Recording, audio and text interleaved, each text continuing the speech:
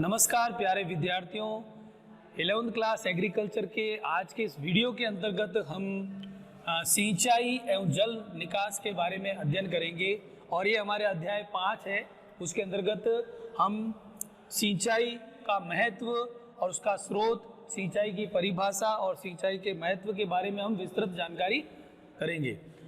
जैसा कि सभी लोग जानते हैं कि जो सिंचाई के लिए हमें जो जल चाहिए होता है वो जल जो है वो हमें जल स्रोतों से प्राप्त होता है और जल स्रोतों से जब भी हम जल को प्राप्त करते हैं तो उसका उपयोग हम कृत्रिम रूप से प्रदान किए गए जल के रूप में करते हैं। सिंचाई क्या चीज़ है, अगर हम इसको देखें तो जब हम खेतीबाड़ी का काम करते हैं या खेती किसानी का जो काम करते हैं तो उस खेती के अंतर्गत, कृषि के अंतर्गत हम जो जल पौधों को प्रदान करते हैं, वो प्रदान किया गया जो जल है वो कृत्रिम रूप से प्रदान किया जाता है, इसलिए उसको सिंचाई कहते हैं। और जैसा कि हम पश्चिमी राजस्थान के क्षेत्र की अगर अपन बात करें तो यहाँ पर जो भी फसलें बोई जाती है जो कि खरीफ के मौसम के अंदर बोई जाती है और खरीफ की जो फसल है उस फसल के अंदर हम कम पानी को चाहने वाली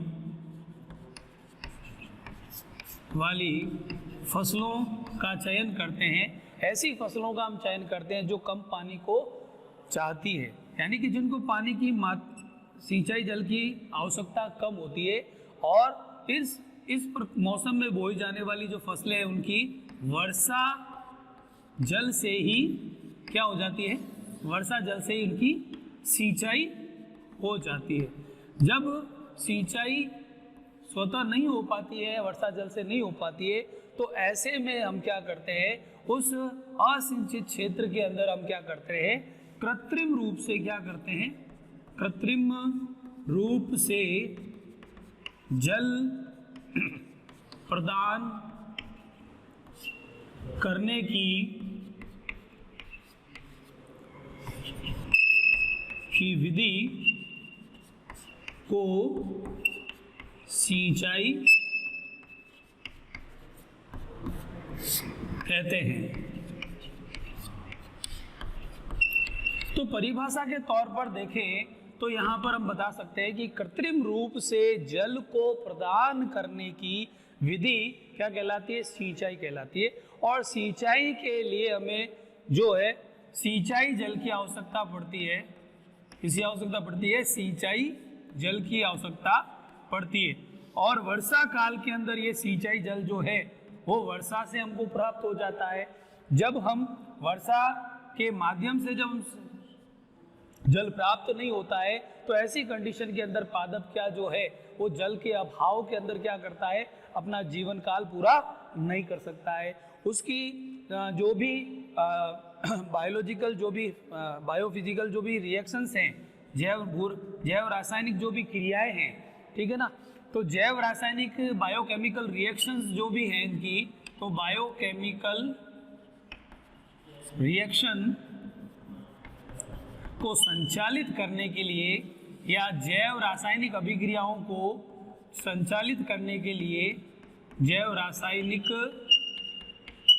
अभिक्रियाओं को संचालित करने के लिए हमें सिंचाई जल की आवश्यकता होती है। क्योंकि पादपों के अंदर जो हरे पादप होते हैं उनमें प्रकाश संश्लेषण की क्रिया पाई जाती है और प्रकाश संश्लेषण की क्रिया जो है वो बिना जल के संभव नहीं है, क्योंकि जल एक अभिन्न अंग है, प्रकाश संश्लेषण के अंतर्गत एक घटक है जिसके बगैर पादप जो है वो मृदा से जो पोषक तत्व हैं उनका उद्ग्रहण नहीं कर सकता है। जैसा कि हम परिभाषा के तौर पर देखें, प्रकाश संश्लेषण में क्या होता है कि तो हरे पेड़ पौधे जो होते हैं वो प्रकाश संश्लेषण की क्रिया के अंतर्गत क्या करते हैं, वायु से जो CO2 है, कार्बन डाइऑक्साइड गैस है, उसको क्या करते हैं, ग्रहण करते हैं और भूमि से जल तथा पोषक तत्वों को ग्रहण करते हैं और पर्णहरित की सहायता से सूर्य के प्रकाश की उपस्थिति के अंदर ये प्रकाश संश्लेषण की क्रिया को संचालित करते हैं। और इसके अलावा पादपों के अंदर जो जैव रासायनिक क्रियाएं हैं वो जैव रासायनिक अभिक्रियाएं जो है संचालित होती है। उन जैव रासायनिक अभिक्रियाओं को संचालित करने के लिए पेड़ पौधों को जल की आवश्यकता होती है। जैसा कि हम जानते हैं कि पादपों के अंदर जो है 70 से 80% जो मात्रा में वो जल पाया जाता है। उनकी कोशिकाएं जो है उनके अंदर कोशिका द्रव्य होता है, कोशिका द्रव्य के अंदर जल की जो परसेंटेज है वो 70 to 80% होती है। और इस जल के बगैर कोशिकाएं जीवित नहीं रह सकती हैं। पादपों को अपने जीवन चक्र को पूरा करने के लिए, जीवित रहने के लिए इस जल की आवश्यकता जरूरी है। और हम यहाँ पर महत्व की बात करते हैं तो सिंचाई का महत्व किस लिए? क्योंकि जब तक हम किसी पादप के अंदर है ना सिंचाई जल को प्रदान नहीं करेंगे तो वो पोषक तत्वों को ग्रहण नहीं कर सकता है। और पोषक तत्वों को ग्रहण करने के लिए जल एक माध्यम का काम करता है। ये पोषक तत्वों को घुलित अवस्था में ले आता है और जड़ों के द्वारा इनका उद्ग्रहण हो जाता है और जाइलम के द्वारा ये जो पोषक तत्व है और जो जल है वो पादपों की जो पत्तियां हैं उन पत्तियों के अंदर ये चला जाता है और वहां पर प्रकाश संश्लेषण की क्रिया होती है। और प्रकाश संश्लेषण की क्रिया के दौरान जो है प्रकाश की उपस्थिति में पर्णहरित की सहायता से अपना भोजन स्वयं बनाते हैं, इसलिए हरे पेड़ पौधे स्वपोषी कहलाते हैं।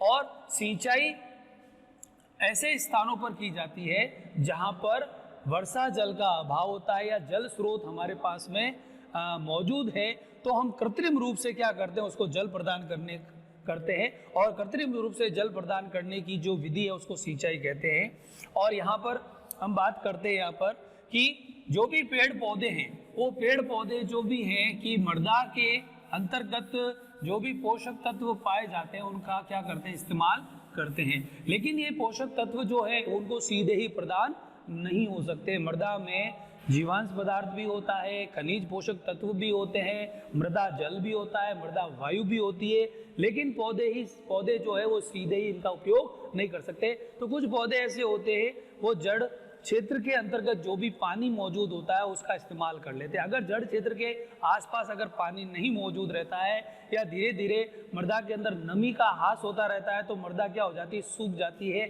और जल के अभाव के कारण जो है जड़ें भी क्या हो जाती है, उनकी कोशिकाओं को जो पानी मिलना बंद हो जाता है वो भी सूख जाती है और पौधा सूख करके मृत हो जाता है। इस प्रकार से हमारे लिए सिंचाई का एक बड़ा ही महत्व है। तो किसान भाइयों को ये जानना बहुत जरूरी है कि पादपों को जल की आवश्यकता आखिर क्यों होती है।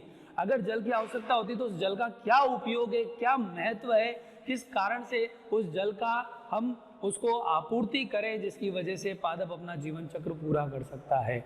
और पादप किस प्रकार के जल को अवशोषित कर सकता है। पादप सिंचाई के जब सिंचाई जल की हम बात करते हैं तो सिंचाई से क्या क्या फायदे होते हैं, पादपों के जीवन के अंदर क्या क्या जीवन चक्र को पूरा करने के लिए उनको किस प्रकार से जल प्रदान करना चाहिए। तो जल भी हम अगर देखते हैं तो विभिन्न प्रकार का जल है और जल अलग अलग प्रकार के स्रोतों से प्राप्त होता है।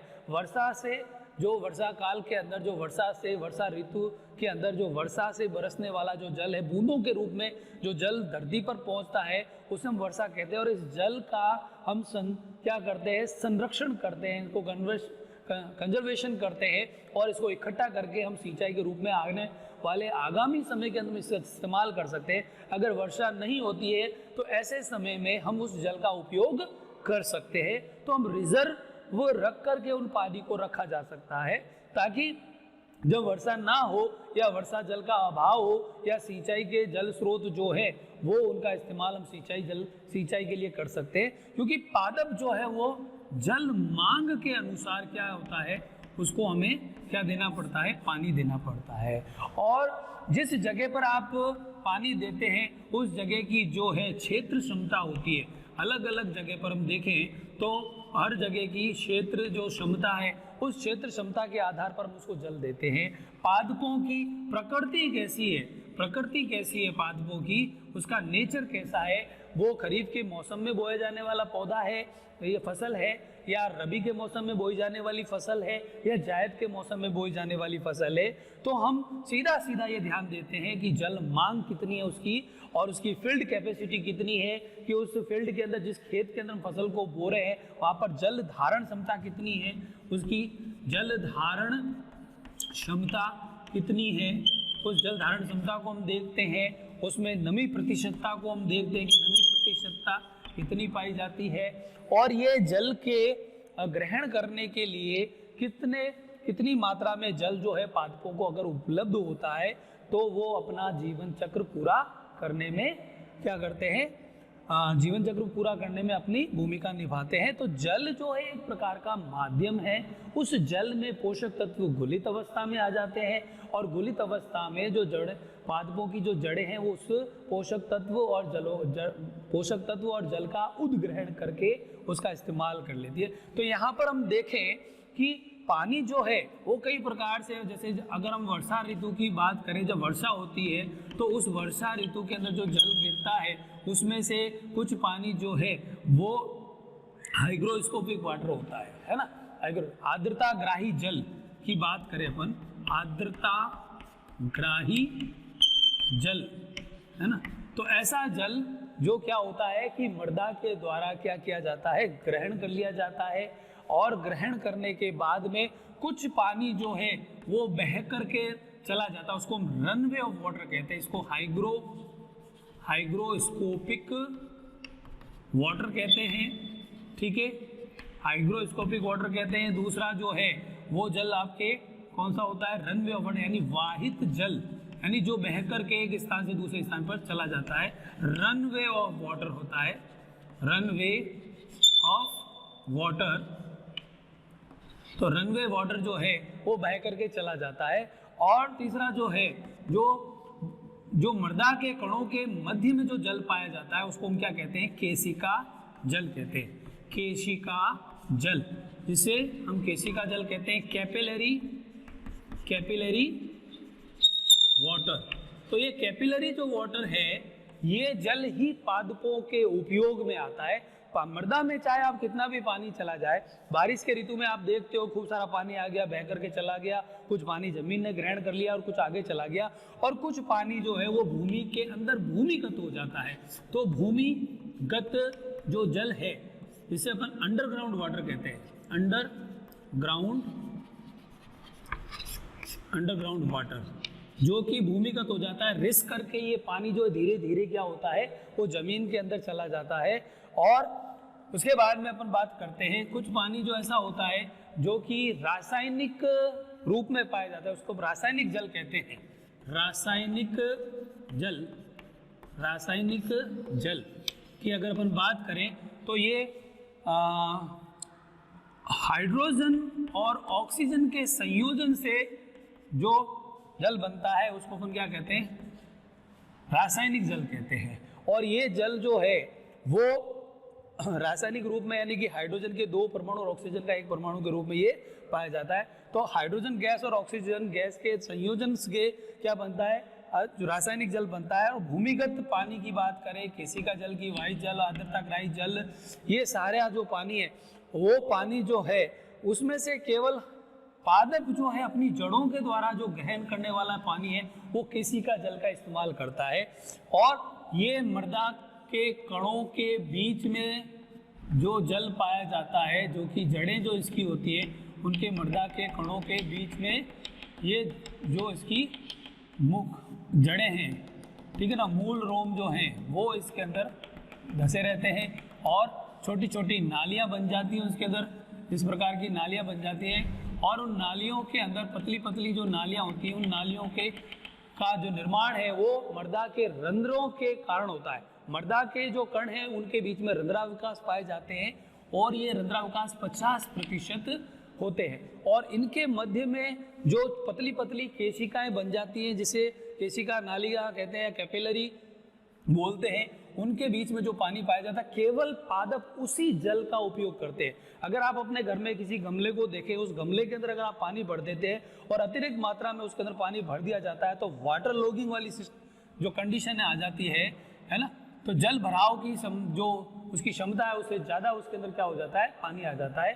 तो वाटर लॉग्ड जो सॉइल होती है, जलाक्रांत मृदा, यानी कि जलाक्रांति कि इस कंडीशन के अंदर जो पानी होता है वो उसका ड्रेनेज जब किया जाता है, निकास कर दिया जाता है, तो ये पानी जो मृदा के कणों के बीच में रह जाता है वही पानी जो है वो कैपिलरी वाटर कहलाता है। इसके अलावा अतिरिक्त जल जो है वो निकाल दिया जाता है और अतिरिक्त जल को बाहर निकालने की जो क्रिया है उसको जल निकास कहते हैं। और जब हम खेतों में जब हम किसी फसल की बुआई करते हैं तो उसमें क्यारियाँ बनाते हैं, निकास नाली बनाते हैं और निकास नाली बनाते हैं, साथ ही साथ उसमें उपयुक्त ढाल भी रखते हैं ताकि जो अतिरिक्त मात्रा में जो ओवरफ्लो पानी जो हुआ है वो बाहर निकाला जा सके। अन्यथा क्या होगा कि पानी जो है अतिरिक्त भराव के कारण उसकी जड़ों के अंदर ना तो उसको ऑक्सीजन मिलेगी और ना ही केसी का जल पर्याप्त मात्रा में मिल पाएगा। तो वायु के अभाव में वहाँ पर ऑक्सीजन अनोक्सी शोषण शुरू हो जाएगा और ऐसे में अल्कोहल का निर्माण हो जाता है और जड़ें जो है वो मृत होकर के जो है वो फिजियोलॉजिकल ड्राइनेस उसके अंदर आ जाती है। भौतिक रूप से जो इसके अंदर क्या हो जाता है कि नमी में कमी आ जाती है, ठीक है ना। और जब फिजियोलॉजिकल ड्राइनेस हो जाती है, ठीक है ना, कार्य की शुष्कता जिसे हम कहते हैं, क्या कहते हैं, कार्य की शुष्कता। तो कार्य की शुष्कता, ठीक है ना, और भौतिक शुष्कता। तो शुष्कता के कारण क्या हो जाता है कि पादपों को भौतिक रूप से अगर शुष्कता बात करें तो मिट्टी में पानी नहीं है ना, और मृदा के कण क्या हो जाते हैं, स्वतंत्र होने लग जाते हैं नमी के अभाव में और बिगड़ जाते हैं और ऐसे में पानी की कमी के कारण जो भौतिक शुद्धता आती है ऐसे में पादप मर जाता है। लेकिन कार्य की शुष्कता में क्या होता है कि पानी क्षमता से ज़्यादा बढ़ जाता है और वाटर लॉग सॉइल हो जाती है जिसमें जलाक्रांति हो जाती है। जलाक्रांति के कारण कार्य की शुष्कता होती है और कार्य की शुष्कता के कारण पादप मर जाता है। इसलिए हमें इस बात का ख्याल रखना चाहिए कि जब भी हम किसी पादप को हम गमले में उगाते हैं या किसी खेत में उगाते हैं तो जल निकास का हमें पूरी तरह से व्यवस्था करनी चाहिए। जल निकास की उपयुक्त व्यवस्था न होने की स्थिति में ही हमें नुकसान उठाना पड़ सकता है और वहाँ की क्षेत्र क्षमता को ध्यान में रखना है कि कितना पानी उसके अंदर दिया जा सकता है, पादपों को कितनी आवश्यकता है, प्रति 7 दिन के अंदर उसको सिंचाई करनी है, है ना। अगर गर्मियों की अगर अपन बात करें तो 7 दिन बाद में हम उसके अंदर सिंचाई करते हैं और अगर सर्दियों की अगर अपन बात करें तो 10 से 15 दिन के अंतराल से हम सिंचाई करते हैं। तो दिनों का अंतराल भी रखा जाता है और क्षेत्र क्षमता, उसकी फसल की प्रकृति कैसी है, जल धारण क्षमता कैसी है, मिट्टी का प्रकार कैसा है, नमी प्रतिशतता कितनी है और इस आधार पर हम केवल सिंचाई कर सकते हैं। तो हम जल के उस प्रारूप को हम देखते हैं जो कि पादपों के लिए लाभदायक है। तो पादप केवल और केवल केशिका जल का ही उपयोग करते हैं जो मृदा के कणों के बीच में पाई जाने वाली केशिकाओं में पाया जाता है, उसी जल का। इसके अतिरिक्त जो जल है उस जल का उपयोग नहीं किया जाता है। तो संपूर्ण पृथ्वी पर जो भी जल पाया जाता है उसको होलार्ड कहते हैं, ठीक है ना। और जो पादपों के द्वारा जो जल उपयोग में उपयोगी जल है, पादपों के द्वारा उपयोगी जल, उसको चेसार्ड कहते हैं। तो संपूर्ण जल की जो मात्रा उसको होलार्ड कहते हैं और जो पादपों के लिए उपयोगी जल की मात्रा उसको चेसार्ड कहते हैं। और पादपों के उपयोगी जल के बाद में जो शेष जल की मात्रा है, यानी कि होलार्ड में से अगर हम चेसार्ड को घटा दें तो पीछे बचा जो जल है उस जल की मात्रा को हम क्या कहते हैं, एकार्ड कहते हैं, एकार्ड। तो होलार्ड, चेसार्ड और एकार्ड। तो ये हमको पता होना चाहिए कि भी जो जल मांग है वो जल मांग किस आधार पर होती है कि आप उस पौधे की जल मांग जो है, वाष्पोत्सर्जन की क्रिया कितनी उसके अंदर हो रही है, आपने उसके अंदर पानी कितना दिया है, जड़ें उसका उपयोग करके कितना उसका ह्रास करती है और कितनी उसकी जैव रासायनिक क्रियाओं के अंदर उसका जल का इस्तेमाल होता है। तो पादपों की जल मांग यानी कि डिमांड ऑफ वाटर जो है वो इसके हमको ध्यान रखना पड़ता है। तो यहाँ पर हम सिंचाई जल की अगर परिभाषा देखें, महत्व और उसके स्रोत की बात करें या सिंचाई का महत्व देखें तो सिंचाई का महत्व इसलिए हो जाता है क्योंकि बिना सिंचाई के हम किसी भी पादप के जीवन काल को पूरा होने से उसको हम मदद करते हैं, उसका जीवन काल पूरा हो जाए, पोषक तत्व उसको मिल जाएं और प्रकाश संश्लेषण की क्रिया जो है वो अवरुद्ध ना हो और पादप जो है वो हमें उत्पादन देने के योग्य तभी बन सकता है जब उसको पोषण मिलता रहेगा। तो सरवाइव करने के लिए पादप को जल की मात्रा बहुत जरूरी है और ये जल जो है, सिंचाई जल जो है, सिंचाई जो है वो पादप को विपरीत परिस्थितियों में भी उसको बचाता है, ठीक है ना। और लू से भी बचाता है ना, कभी पाला पड़ जाता है तो भी बचाता है। तो हम देखते हैं कि सिंचाई की आवश्यकता हमको कब कब होती है और कितनी मात्रा में करनी चाहिए, कितने अंतराल से करनी चाहिए, ये सारी बातों का अध्ययन हम इसी के अंतर्गत करेंगे। और अगला टॉपिक जो है वो हमारा है ना। इसी के अंतर्गत हम सिंचाई जल और उसके निकास की बात करेंगे वीडियो के अंदर। धन्यवाद।